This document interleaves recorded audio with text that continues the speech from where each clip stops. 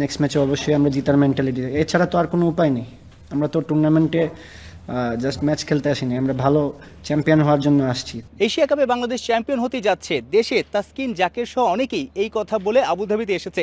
হংকংয়ের বিপক্ষেও সহজ ম্যাচটা কঠিন করে জিতেছে, শ্রীলঙ্কার কাছে চরম ধোলাই খেয়েছে। তবুও শ্রীলঙ্কার বিপক্ষে বড় ব্যবধানে হারার পরেও পোস্ট ম্যাচে জাকির আলী বলেছেন, আমরা তো চ্যাম্পিয়ন হতে এসেছি, আফগানিস্তানের বিপক্ষে জয়ের লক্ষ্যেই নামবো, জয় পেয়ে কিংবা বড় জয় পেয়ে ইকুয়েশনটা আমাদের পক্ষে আনার চেষ্টা করব। আসলে সমীকরণ কিংবা রান রেট সব কি বাংলাদেশের পক্ষে আছে?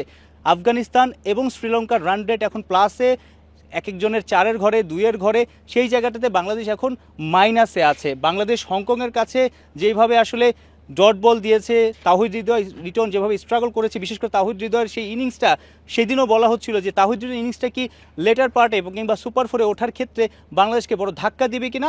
শ্রীলঙ্কার কাছে বড় ব্যবধানে হারার পর কিন্তু সেই ইনিংসটাও এখন আলোচনায়, অর্থাৎ বাংলাদেশ যদি শেষ ম্যাচে আফগানিস্তানকে হারায় তখন মাত্র 4 পয়েন্ট হবে, কিন্তু রান রেটের ইকুয়েশনটা বাংলাদেশকে হয়তো পিছিয়ে দিতেও পারে। এই ম্যাচে কেন এত ভরাডুবি?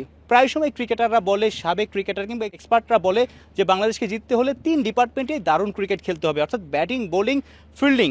বাংলাদেশ 3 ডিপার্টমেন্টে বাজে ক্রিকেট খেলেছে আবুধাবিতে শ্রীলঙ্কার বিপক্ষে। প্রথমত টস হার, শ্রীলঙ্কান ক্যাপ্টেন বাংলাদেশকে ব্যাটিংয়ে পাঠিয়েছে, অথচ লিটন কুমার দাস গেল কয়েকটা ম্যাচে টস জিতেও ব্যাটিং নেওয়ার সাহস পায়নি দুর্বল হংকং কিংবা নেদারল্যান্ডসের বিপক্ষে। অথচ শ্রীলঙ্কা যখন ব্যাটিংয়ে পাঠিয়ে দিল বাংলাদেশকে, বাংলাদেশের ব্যাটিং বা টপ অর্ডার ব্যাটাররা কিন্তু স্ট্রাগল করলো। এই যে অভ্যাসটা যে গড়ে ওঠেনি, কিংবা তুলনামূলক দুর্বল প্রতিপক্ষের বিপক্ষে সুযোগ থাকার পরেও যে বাংলার ব্যাটাররা তৈরি হতে পারেনি ক্যাপ্টেন বা টিম ম্যানেজমেন্টের বাজে সিদ্ধান্তে, সেটার কারণেই হয়তো শ্রীলঙ্কার বিপক্ষে চোখে সর্ষে ফুল দেখেছে ইমন, তামিম কিংবা লিটন, হৃদয়, যারা টপ অর্ডারে খেলেছে। 53 রানে 5 উইকেট হারানোর পরে বাংলাদেশ চাপে অনেকেই শঙ্কা করেছিল যে 100 রান করতে পারবে কিনা, কিন্তু ষষ্ঠ উইকেটে জাকির এবং শামীম দারুণ পার্টনারশিপ গড়েছে ঠিকই, কিন্তু শেষ দিকে তাদের কাছে যে এক্সপেকটেশন ছিল যে যারা ফিনিশ করবে, জুলিয়ান উডের কাছে যে দীক্ষা পেল, বড় বড় ছক্কা হাঁকানো শিখলো, হ্যামার দিয়ে বল মারার যে টোটকা শিখলো, সেটার কিন্তু বাস্তবায়ন আমরা এই মাঠে দেখিনি।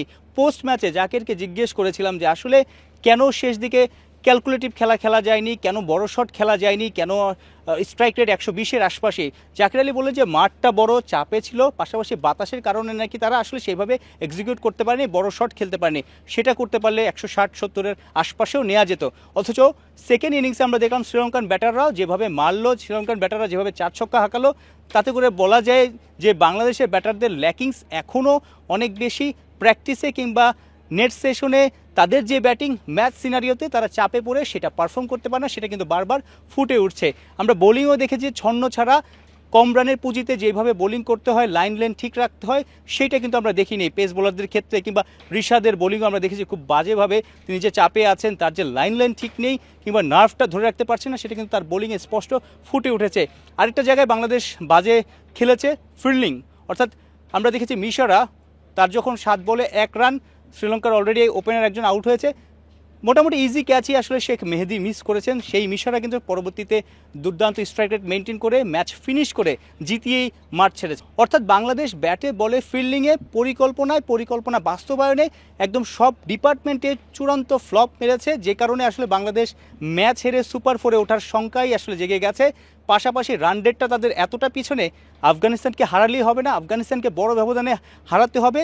পাশাপাশি 18 তারিখ আফগানিস্তান শ্রীলঙ্কা ম্যাচের দিকেও তাকিয়ে থাকতে হবে লিটনদের। সাইফুল রূপক, 71, আবুধাবি, সংযুক্ত আরব আমিরাত।